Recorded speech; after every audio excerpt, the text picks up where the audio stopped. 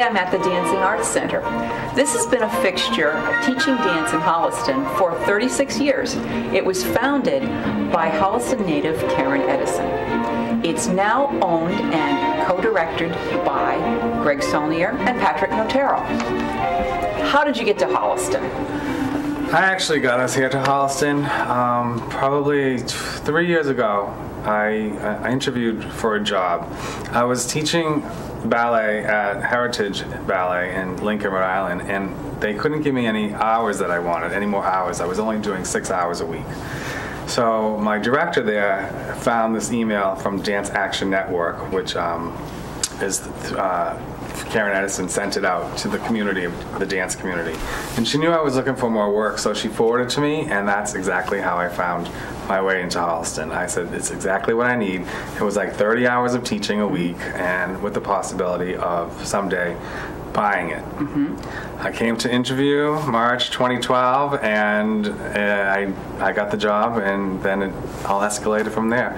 And then Gregg started teaching here as well. Shortly thereafter, right. Tell us a little bit about yourselves. Where were you before then? Well, we've kind of been all over as a dancer. You know, you're traveling all the time, and we spent 9 years in the Midwest at Indiana and Cincinnati Ballet. Mm-hmm.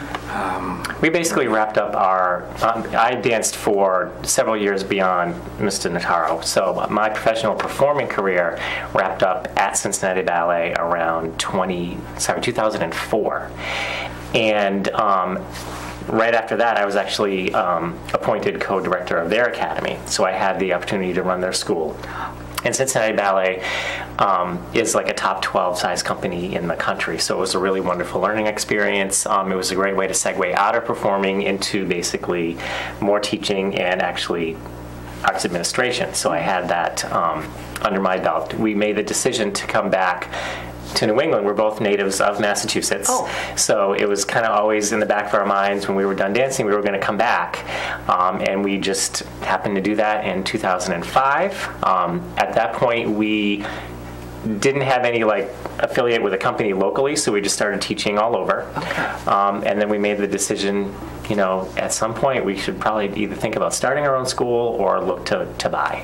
And when Patrick found the teaching with Mrs. Edison, with basically the caveat that there's an opportunity to buy the school at some point down the road, we felt it was perfect and it was a wonderful match, and it just worked out really well. The stars were definitely aligned, they definitely were. That's what we said, and we said it's time to take the leap, and it was sort of handed to us on a silver platter, and we did definitely want a school like this. What types of instruction and performing opportunities do you offer at the DAC? Dancing Arts Center prides itself on offering a very strong ballet program as well as a very strong modern program.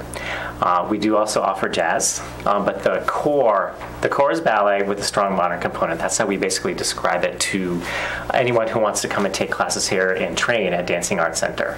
And the reason for that, especially for the younger kids that start, is that the modern dance component actually enables them to explore gross motor skills and creativity, where it's not as much of a structured class. So they have the opportunity to just, you know, move around the room and just move and just learn to love to move. Whereas starting ballet at a very young age, that typically focuses more on the fine motor skills. Mm. So having the two together actually make a wonderful comprehensive training program for younger kids all the way up to our young adults, our seniors in high school.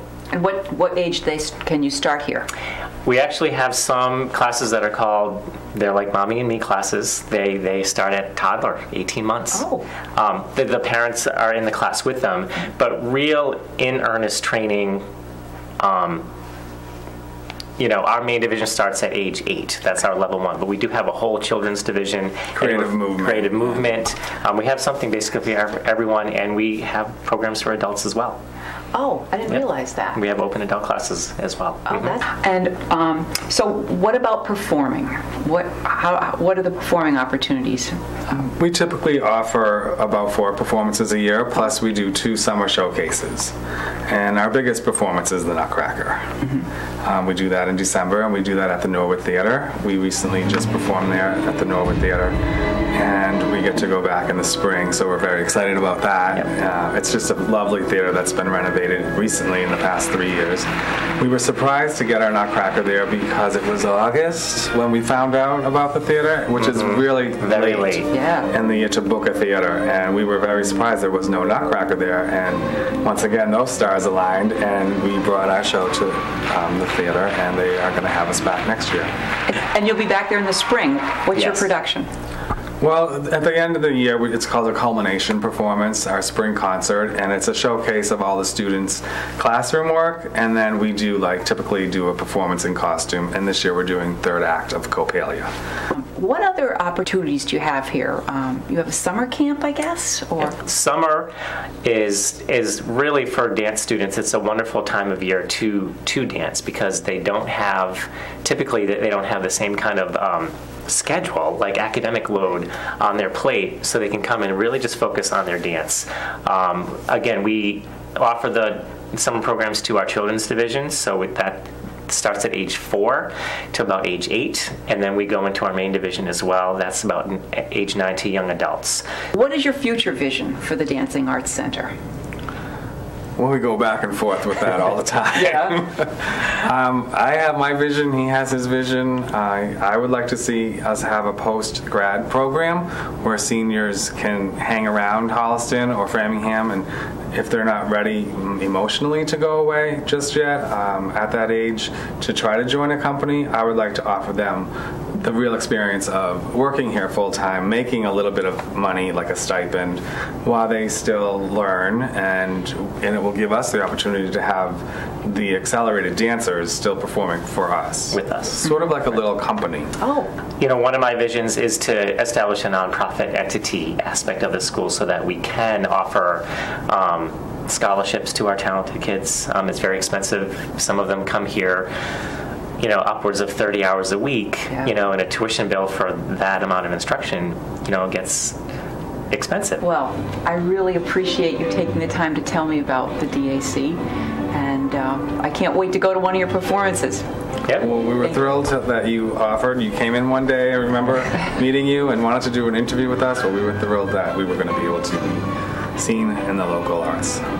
Don't forget to check out their website for upcoming performances. There's one in June, and for classes for both children and adults.